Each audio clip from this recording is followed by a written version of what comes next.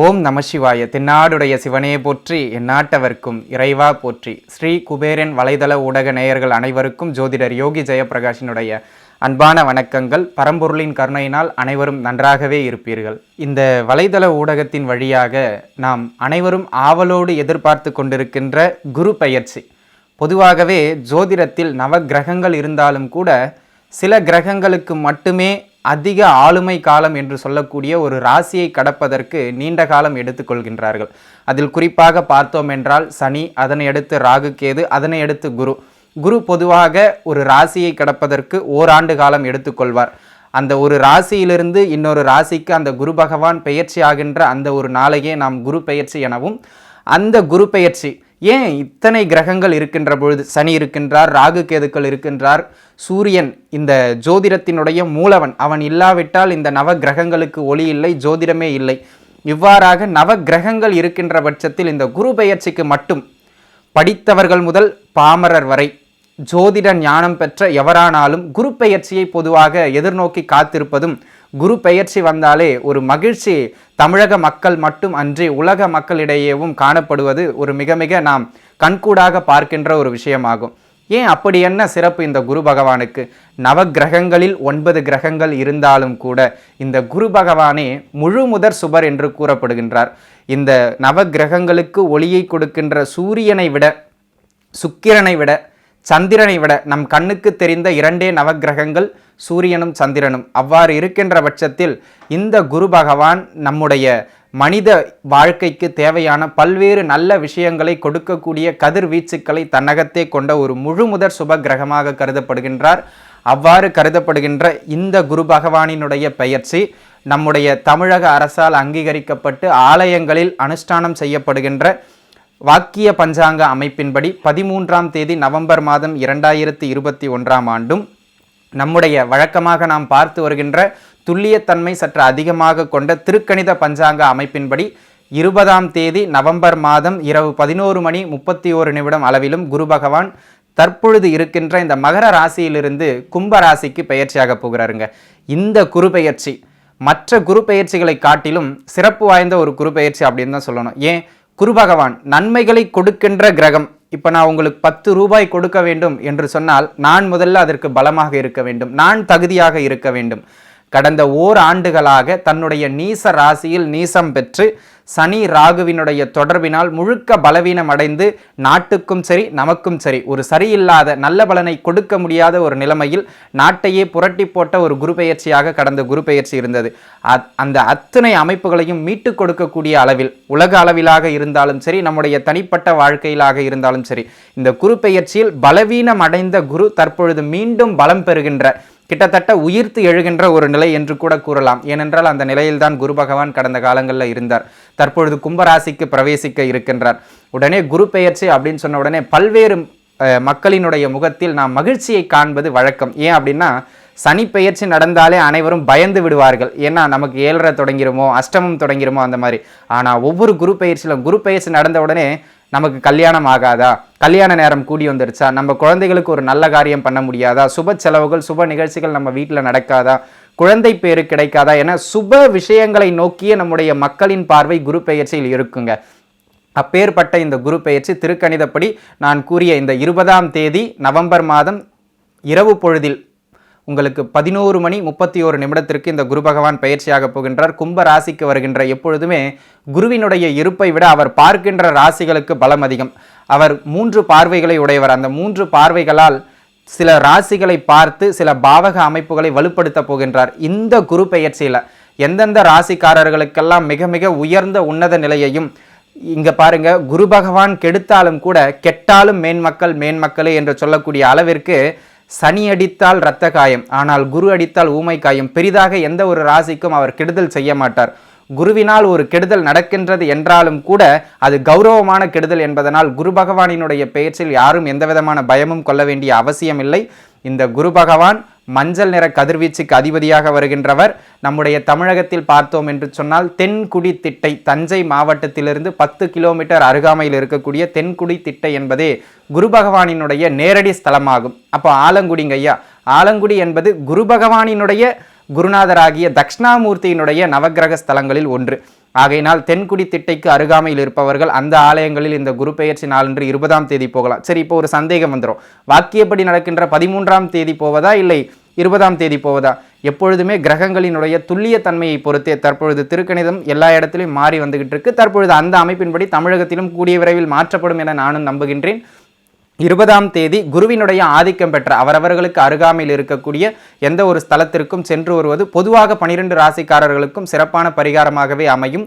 இந்த குரு பெயர்ச்சி எந்தெந்த ராசிகளுக்கெல்லாம் மிகப்பெரிய யோகங்களை அளிக்கப் போகின்றது, அதில் நீங்களும் ஒருவரா?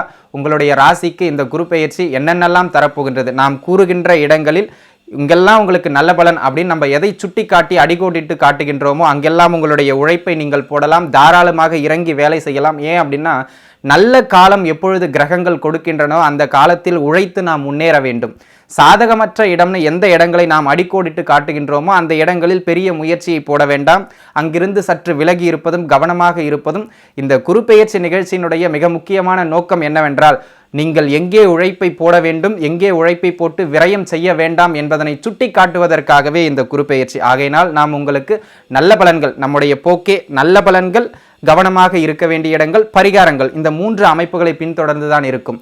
ஆகையினால் எங்கெல்லாம் உழைப்பை போட வேண்டாம் என்று சொல்லுகிறோமோ அங்கிருந்து விலகியும் ஒரு சில ராசிகளுக்கு பரிகாரங்கள் மூலயமாக அந்த தீய பலன்களையும் மாற்றக்கூடிய ஒரு அமைப்பு இருக்கும். அந்த பரிகாரங்களையும் செய்வதன் மூலம் இந்த குரு பெயர்ச்சியை அடுத்த ஓராண்டுகளுக்கு, இதிலும் குறிப்பாக சொல்ல வேண்டும் என்றால், வழக்கமாக ஒரு ராசியில் ஓராண்டு காலம் இந்த குரு பகவான் இருப்பார். ஆனால் தற்பொழுது அரிதாக வெறும் 5 மாதம்தான் இந்த குரு பெயர்ச்சி பலன்கள். தற்பொழுது பெயர்ச்சியாகின்ற இந்த குரு பகவான் 2022 ஏப்ரல் மாதம் 14ஆம் தேதி வரை மட்டுமே கும்பராசியில் நிலைபெறப் போகின்றார். அதனை அடுத்து அதிசாரமாக மீனராசிக்கு செல்லுகின்ற குரு பகவான், பொதுவாக குரு அதிசாரமாக போவாருங்க, ஆனால் திரும்ப அடுத்த ராசிக்கு வந்துடுவார். ஆனால் தற்பொழுது வரப்போவதில்லை. தற்பொழுது நாம் கூறுகின்ற இந்த குரு பெயர்ச்சி பலன்கள் அடுத்த 5 மாதத்திற்கு மட்டும் என்பதனை மனதில் வைத்துக் கொள்ளவும். சரி, ஒவ்வொரு ராசிக்கும் இந்த குரு பகவான் என்னென்னலாம் தரப்போகின்றார் வாங்க பார்த்துருவோம்.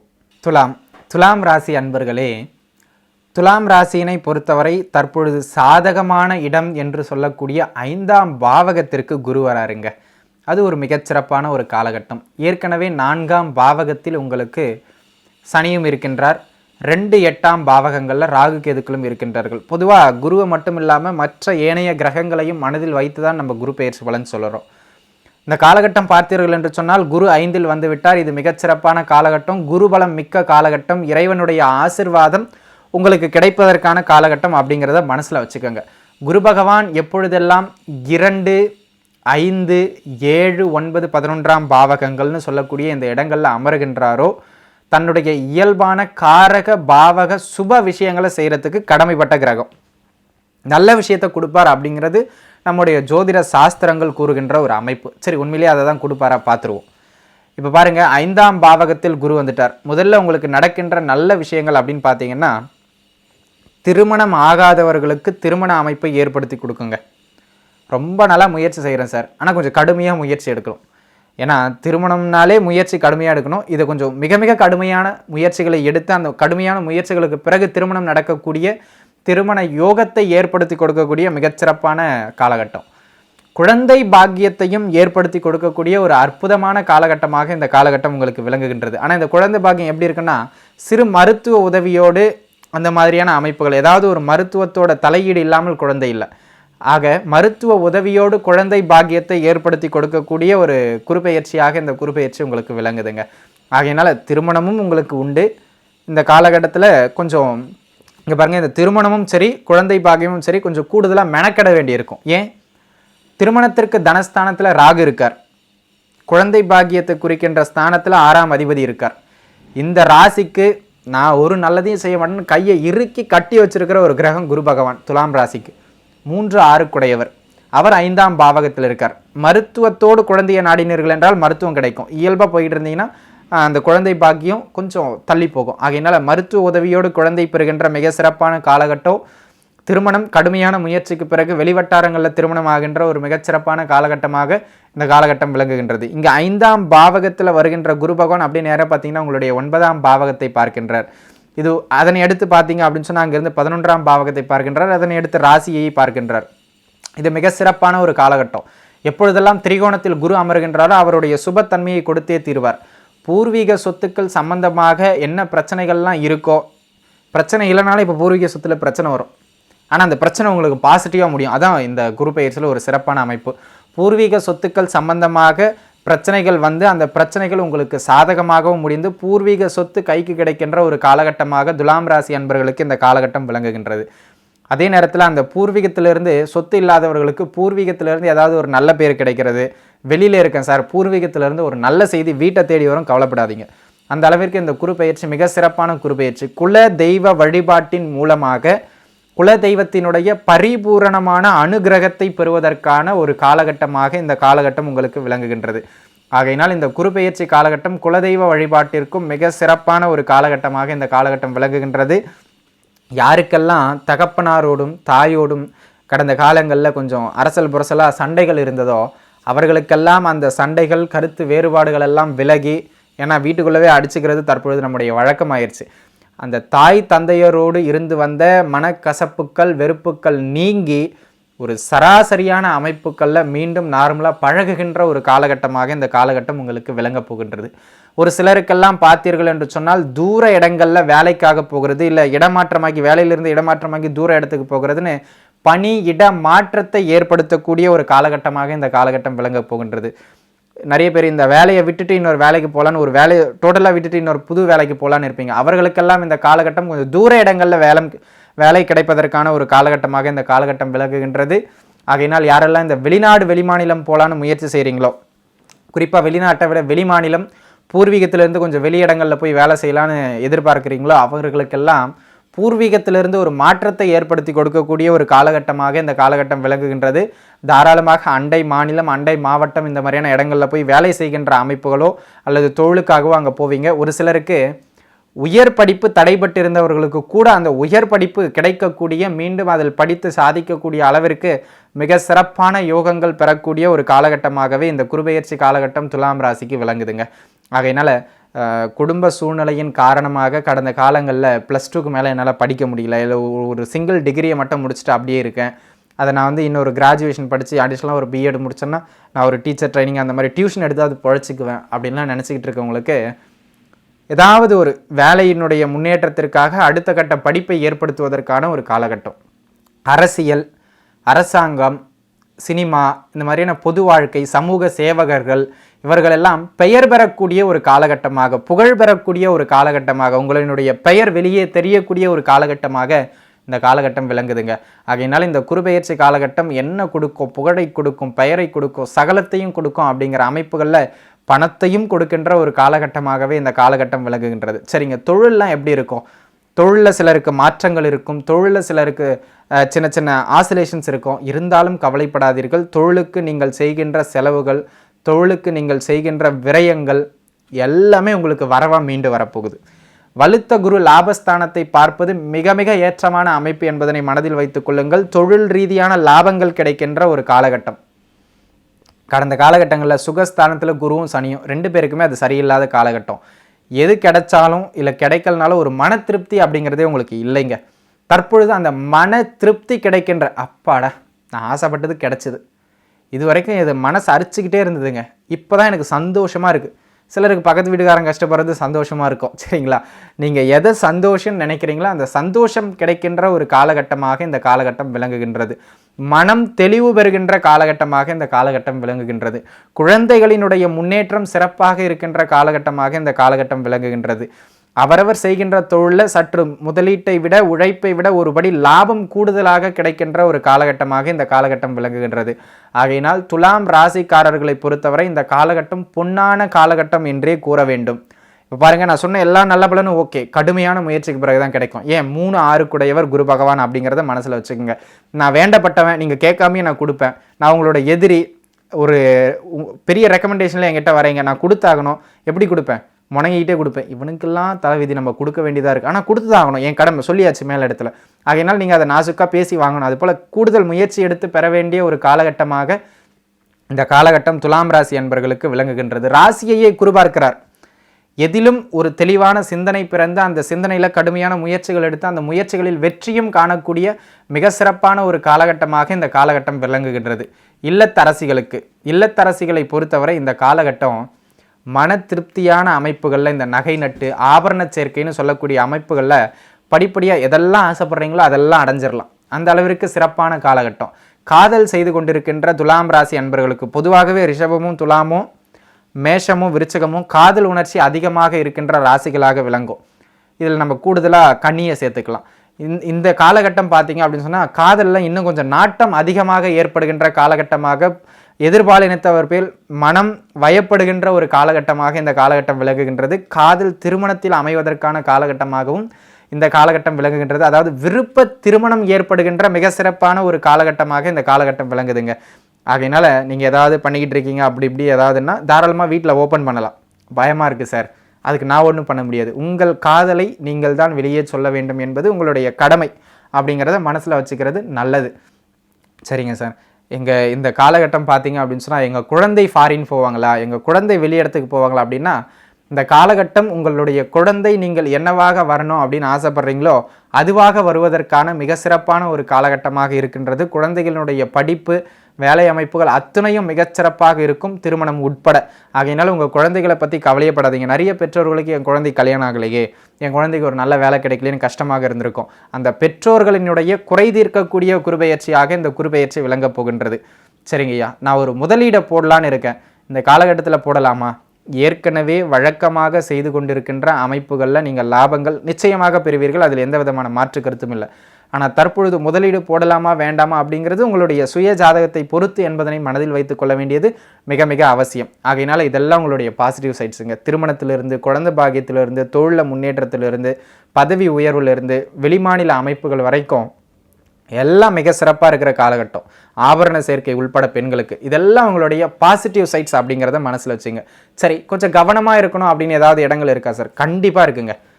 என்னங்க, நல்ல இடத்துல தானே குரு இருக்கார், நல்ல இடங்களை வேற பார்க்குறார், அப்புறம் எப்படிங்க கவனமாக இருக்கணும்? நிச்சயமாக இருக்கணும். இங்கே பாருங்கள், ஏற்கனவே சொன்ன மாதிரி நான் உங்களுடைய நண்பரானால் அள்ளி கொடுத்துருவோம் நீங்கள் கேட்காம. ஆனால் நான் உங்களுடைய எதிரி. நீங்கள் காலில் விழுந்து கேட்டால் தான் குறைச்சி கொடுத்தாலும் கொடுப்பேன். ஆனால் குறைச்சி கொடுப்பேன், காலில் விழுந்து கேட்கணும், கஷ்டப்பட்டு கேட்கணும். அந்த மாதிரி நான் மேலே சொன்ன அத்தனை நல்ல அமைப்புகளும் ஒரு கடுமையான முயற்சிக்கு பிறகுதான் உங்களுக்கு கிடைக்கும். ஏன்னா குரு இந்த லக்னத்துக்கு ஏற்கனவே சொன்ன மாதிரி கையை கட்டிக்கிட்டு நான் நல்ல பலனை செய்ய மாட்டேன் என்று சொல்லுகின்ற கிரகம் அப்படிங்கிறத மனசில் வச்சுங்க. திருதிய ரோகாதிபதி. ஆகையினால இந்த காலகட்டம் கடுமையான முயற்சிகள் எதிலும் எடுக்க வேண்டிய ஒரு காலகட்டமாக விளங்குகின்றது. அதே நேரத்தில் உங்கள் குழந்தைகளுக்கு நல்ல முன்னேற்றம் இருக்கும், எல்லாம் ஓகே. இது தாயாருக்கோ அல்லது தகப்பனாருக்கோ சிறு சிறு ஆரோக்கிய குறைபாட்டை கொடுக்கக்கூடிய காலகட்டமாகவும் இருக்குங்க. எங்க குரு பார்க்கறது நல்லது தானே, 6ஆம் அதிபதியாகி பார்க்கிறார் என்பதனை மனதில் வைத்துக் கொள்ளுங்கள். தேக ஆரோக்கியத்தில் கொஞ்சம் கவனம். பெரிய நோய் வருமா அப்படி பயப்பட வேண்டாம். சிறு சிறு ஆரோக்கிய குறைபாடுகளை கொடுக்கின்ற ஒரு காலகட்டமாக இந்த காலகட்டம் விலகுகின்றது. இந்த தினம் தினம் வேலை செய்து அன்றாடம் உழைப்பவர்களுக்கு, உடல் உழைப்பை போட்டு கொண்டிருப்பவர்களுக்கு இந்த காலகட்டம் கொஞ்சம் கூடுதல் விரயங்களை கொடுக்கின்ற ஒரு காலகட்டமாக இருக்கும். ஆகையினால் அந்த வேலை அமைப்புகளில் கொஞ்சம் பணிச்சுமை கூடுதலாக இருக்கும். அந்த பணிச்சுமைகள்லாம் பார்க்காதீங்க, கடுமையாக உழையுங்கள். நிச்சயமாக உழைப்பிற்கு பிறகு லாபங்கள் உண்டு. கடுமையான உழைப்பிற்கு பிறகுதான் லாபங்கள் உண்டு. ஆகையினால் உழைக்க சோம்பேறித்தனம் படக்கூடாது என்பதனை மனதில் வைத்துக் கொள்ளுங்கள். மருத்துவத்தை நாடாமல், ஏற்கனவே சொன்ன மாதிரி குழந்தை இல்லை, ஆகையினால குழந்தை இல்லை அப்படிங்கிறவங்க நாங்கள் இயற்கையாக அதை பண்ணுவோம் இதை பண்ணுவோம் அப்படிங்கிறத தவிர்த்து விட்டு மருத்துவ முறையினை நாடுவது சிறப்பு. ஸோ இந்த மாதிரி மருத்துவத்தை நாடுறதையும், தகப்பனாரினுடைய தேக ஆரோக்கியத்தில் கவனமாக இருப்பதிலும், அதே நேரத்தில் இந்த குரு பகவான் 5ஆம் பாவகம் அப்படிங்கிறது 6ஆம் அதிபதியாகி 5இல் இருக்கின்றார். தவறான எதிர்பாலின தொடர்புகளையும் ஏற்படுத்துகின்ற ஒரு காலகட்டம் அப்படிங்கிறத மனசில் வச்சுங்க. ஏன் 8ல் ராகு இருக்கார், சுகஸ்தானத்தில் சனி இருக்கார். இந்த அமைப்பு தவறான நடவடிக்கைகளுக்குள்ளாக நம்மை கொண்டு சென்று ஆழ்த்துகின்ற ஒரு காலகட்டம். அதே நேரத்தில் கணவன் மனைவி அமைப்புகளுக்கு இடையில் குறைஞ்சது ஒரு குறிப்பிட்ட காலம் நீங்கள் ஒதுக்கி தொழில் அமைப்புகளில் முன்னேறதெல்லாம் பிறகு வச்சுக்கலாம். தாம்பத்திய அமைப்புகளில் நிச்சயமாக கவனம் செலுத்த வேண்டிய ஒரு அமைப்பு உண்டு.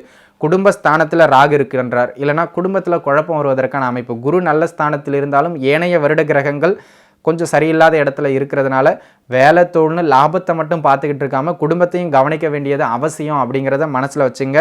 குடும்பத்தில் இந்த இடத்துக்கு இந்த நேரத்துக்கு போக முடியும்னா குடும்பத்தை பொறுத்த வரைக்கும் அந்த நேரத்தில் மட்டும் வாக்கு கொடுக்கறது நல்லது. 2 மணிக்கு ரெடியாக இருமா நான் வந்துடுவேன்னு சொல்லிட்டு போயிருவீங்க, சொன்னதையே மறந்துடுவீங்க. 5 மணிக்கு வழக்கம் போல் வருவீங்க, அந்த அம்மா எப்பயோ பத்திரகாலியாக மாறிட்டு இருப்பாங்க. அதனால் குடும்பத்தில் பிரச்சனை வெடிக்கும். சரிங்களா? ஆகையினால முடியும்னா சொல்லுங்கள், முடியாதுன்னா வெளிப்படையாக சொல்லிட்டு போயிடுறது மிக மிக நல்லது. குறிப்பாக கணவன் மனைவி இருவரும் அவர்களுக்குள்ளாக தங்களுக்கு தனிமையில் நேரம் ஒதுக்கிக் கொள்வது மிக மிக நல்லது. இல்லையென்றால் உங்களுடைய வாழ்க்கை துணை தடம் மாறுவதற்கான அமைப்பு உண்டு என்பதனால் கொஞ்சம் அந்த விஷயங்களில் கொஞ்சம் எச்சரிக்கையாக இருக்க வேண்டியது அவசியம் என்பதனை மனதில் வைத்துக் கொள்ளுங்கள்.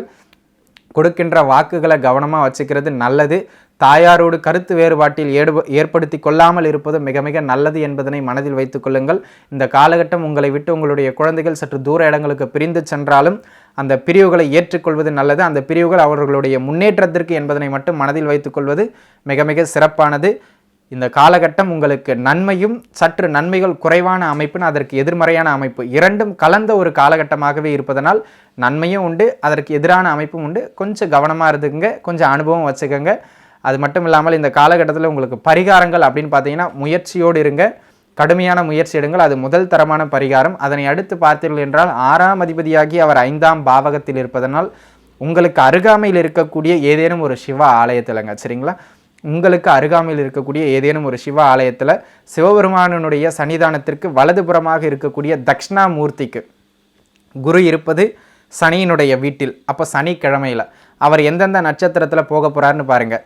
இந்த 48 நாட்களுக்குள்ளே நீங்கள் செய்யணும் அப்படின்னா செவ்வாயினுடைய ஓரையில் குரு சனியின் கிழமையில் செவ்வாயினுடைய ஓரையில் ஒரு நெய் தீபம் ஏற்றி தட்சிணாமூர்த்தியை வழிபடுவது மிக மிக சிறப்பானது என்பதனையும், அதே நேரத்தில் இன்னொரு பரிகாரமாகிய உங்களிடம் வேலை செய்பவர்களுக்கு, உங்களிடம் தினக்கூலிகளை பெற்றுக்கொண்டு வேலை செய்கின்ற நபர்கள் அவர்களுக்கு பார்த்தீங்க அப்படின்னு சொன்னால் ஏதாவது ஒரு தானம் கொடுப்பதும் மிக மிக சிறப்பான ஒரு பரிகாரமாக துலாம் ராசிக்காரர்களுக்கு இந்த காலகட்டத்தில் விளங்குகின்றது. துலாம் ராசிக்காரர்கள் அனைவரும் நன்றாகவே இருப்பீர்கள். வாழ்த்துக்கள். ஸ்ரீ குபேரன் டிவியை பார்த்தமைக்கு நன்றிகள். மேலும் இது போன்ற தகவல்களை தெரிந்து கொள்ள ஸ்ரீ குபேரன் டிவியை சப்ஸ்கிரைப் செய்யுங்கள். மறக்காமல் பெல் ஐக்கானை கிளிக் செய்யுங்கள்.